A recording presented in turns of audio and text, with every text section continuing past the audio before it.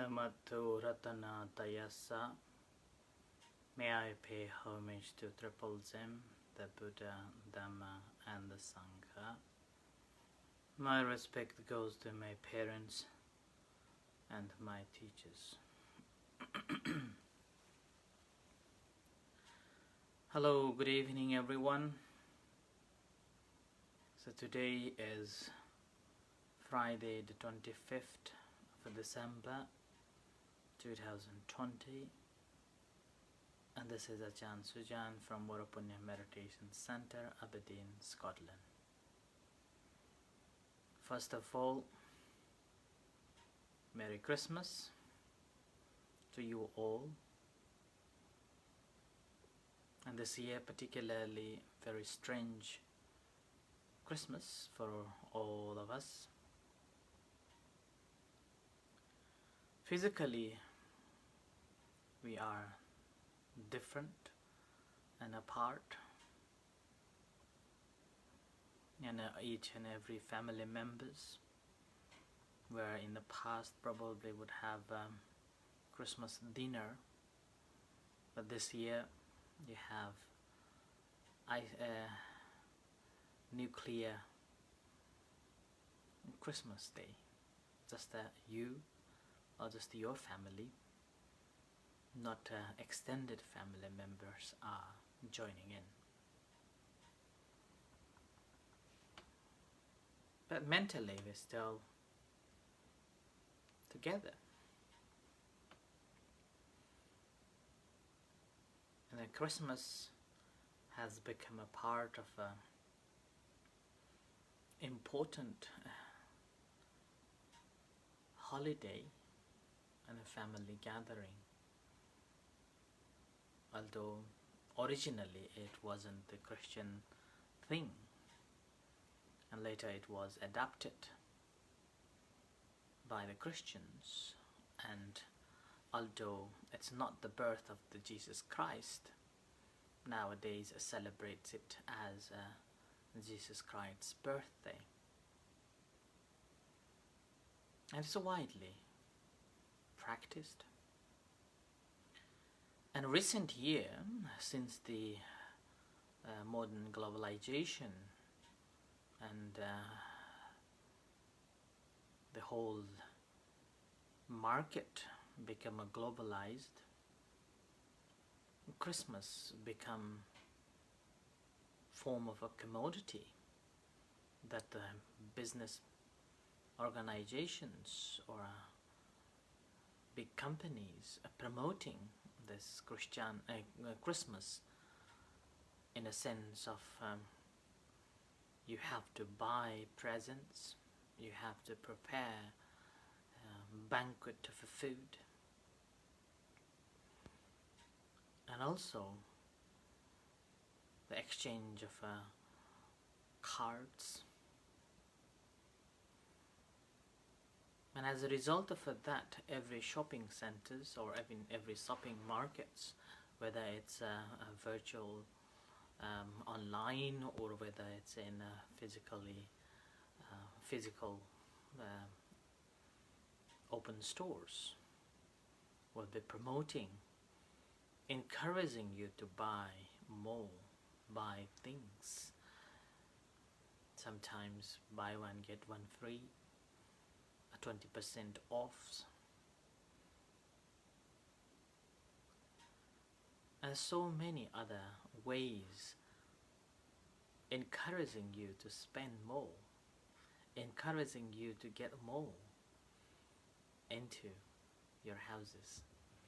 Hello Yvonne, happy Christmas. Haven't seen you long. And we have this wonderful white Christmas for a long time. I remember about 2013, there was a little bit of a snow during the Christmas time. And this is quite nice to have a white Christmas. And obviously this is very meaningful for many people, particularly the people who are believing in Christianity.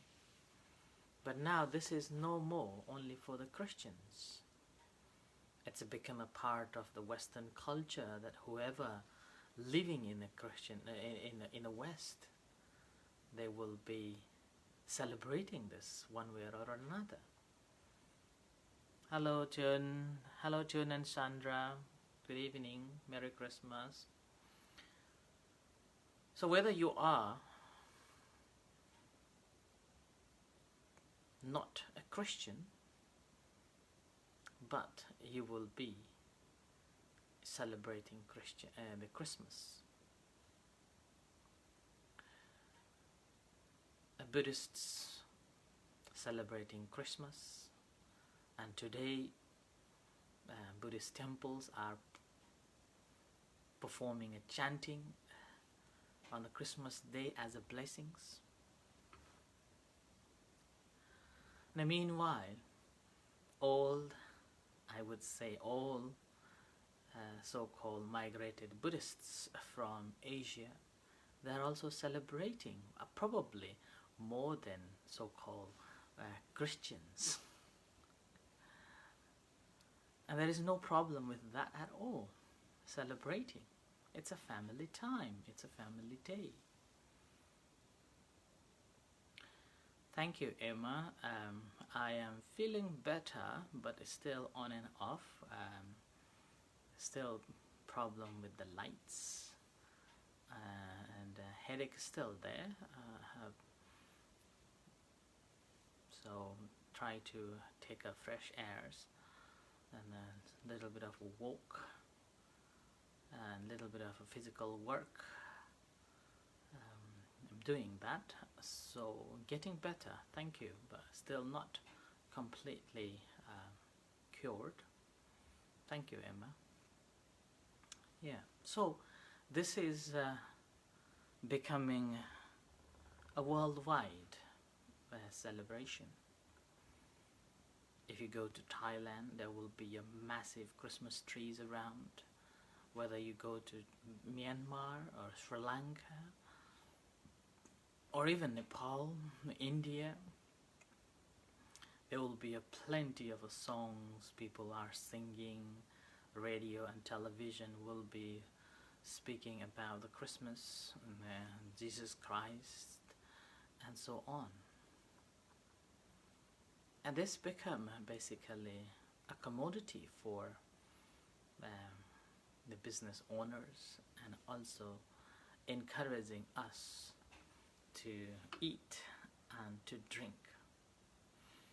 I think wherever there is eating and drinking involves, people will simply join, regardless of what celebration is it about.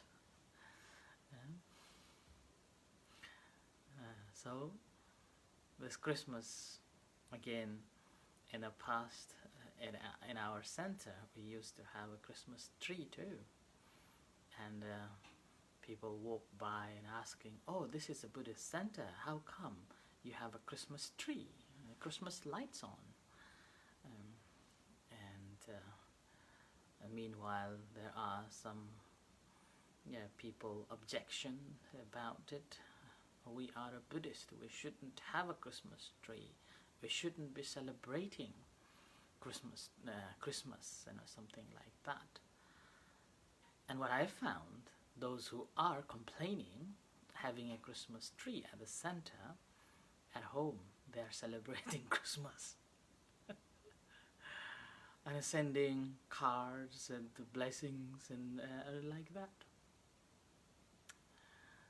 So, it is a Christmas, and rather than taking it as a religious value, I would say, because of the darkness that we have, and because of so stressful weather we have every day for about 3 months, and then this is the peak of the darkness during this winter time in the West.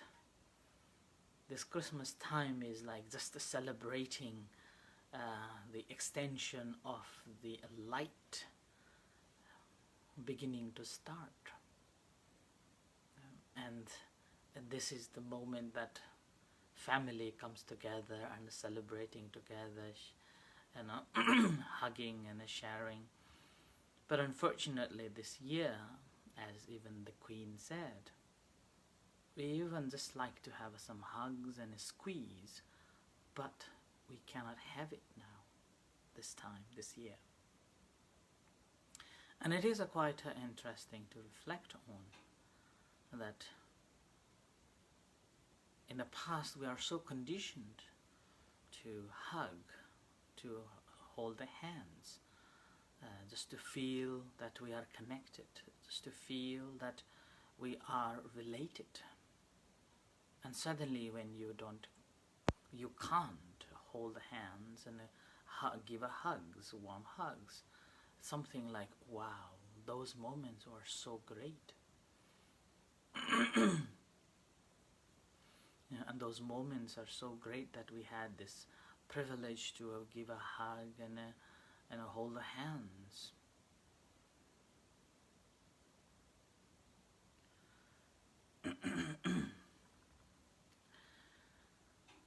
As a monk,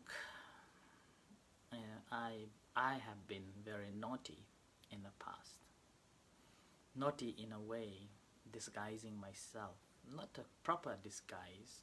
I had a robe on and put the long overcoat. I went to the Christmas Eve service. It was back in about 15 years ago. And it was quite interesting. Mentally, I was resisting. Mentally, there was a resistance that, oh, you are a Buddhist monk, and how come you are attending this Christmas Eve service in the midnight? Another part of my mind was saying that at that time I was still young, and do not care what people say about. So, and then another part of my mind was saying, go and just relax and enjoy. Take this opportunity to learn. So I went. And I even, when the bishop, bishop or father, I think they call father, and he announced that there is a bread and a wine. So one hand there is a bread, and another side there is a wine. And then it was a midnight mass. As soon as he announced, and I was like, should I go and should I not? Should I go and get the bread? But what about the wine? As a monk, I can't drink a wine. A bread? Well, this is midnight. And again, this is not time to eat. But again, I thought to myself, go and get these blessings from the Father. The blessing is blessings. So I spoke with my friend, should I go? And my friend, the Catholic, and yes, he said, no. So, and then she went along with her partner and her son, so went to get the bread and the wine. Sadly, I didn't have a taste of that bread and the wine. But again, this is a part of the tradition. And then later on, I even went to Aberdeen in a St. Margaret Church, probably about 7 or 8 years ago. Went to join this Christmas Eve service, and then I was again with the robe on and then the jackets on, and somehow this minister at the church, she noticed, I would say, after the mass when I was coming out, say, oh, thank you for coming. I hope you enjoy. She mentioned that, and I, okay. So that was one, and then another following year I also went back again, and then there this is quite interesting that I become quite familiar with the service Christmas Eve, and I began to enjoy the service and the way they organize, and I found it's just a 1 hour service, which is very short, but very formalized. This, and 1 hour finished. When I reflect to the Buddhist services, we normally have many hours, and people joining the services with their own hearts, faith and confidence, and staying there at least for 2 to 3 hours.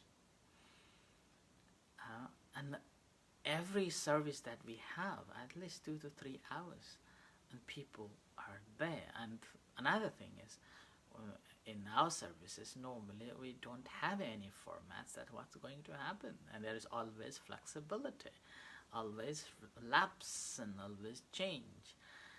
You cannot expect everything to be perfect, like that. But however, after visiting and listening those services, I become conscious about the time and conscious about the service, and that's how I, in our center, concised it, focusing more on to the spiritual practice. So that's why, 10 o'clock, whoever comes, how many people arrived, I tend to start with the chanting rather than having any other activity, straight to the spiritual path and a spiritual practice. That's 15 minutes of a chanting, 20 minutes of a meditation straight away. And then traditional offering of food, and then having a lunch together, and then after lunch again, one talk, one meditation, and then done. So this has become a part of our center. A center, whenever we organize events, it's become like that. And we tend to try to finish by the 2 o'clock. So again, looking at this, 10 to 2, that's already 4 hours. And I realize sometimes, particularly when we have the Katina robe offering ceremonies at that time, sometimes I say, okay, this is the end of our ceremony.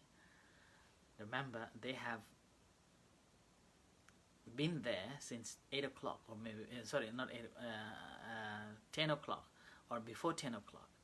And then about 2 o'clock, when the monks announce that now this is the end of the ceremony, and pretty often I found that people still want to stay and continue listening and practicing. Now that's quite amazing, interesting. Despite of having any entertainments, purely focusing on practice and meditation has drawn so many our members to continue practicing. And even at the center here as well, we always try to focus on the practice, because a practice makes perfect, and practice need to keep practicing and keep doing. And a center here is basically for facilitate everyone and encouraging everyone to continue practicing. Doesn't matter how long, doesn't matter how many amounts. I would always encourage you to practice, even if you don't have the time to sit down for 5-10 minutes. Why don't you meditate while you are in the toilet? Do not take a mobile phone, and just be yourself and just do your toileting. When you're walking to the shoppings, or walking to the walking anywhere, just for your work, be mindful that you are working, you are walking on that particular moment, rather than thinking about the stressful job and stressful organizing things. enjoy, like when you today, or when you go for a walk. Look at the beauty of this white floor, white carpet all around the floor.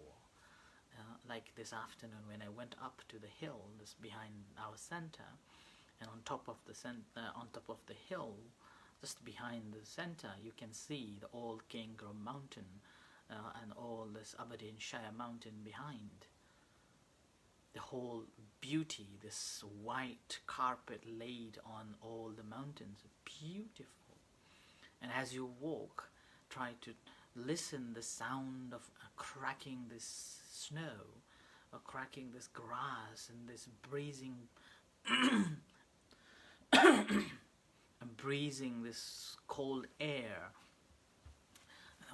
brushing through your body, and just leaving everything behind. This is such a wonderful moment, wonderful practice that you can. But again, if you have time, then I would encourage you to sit at least for 5-10 minutes, if not 1 hour. Yeah? So that's why it's the moment that we can learn and practice. And this practice brings perfect. It's like any craft that we learn.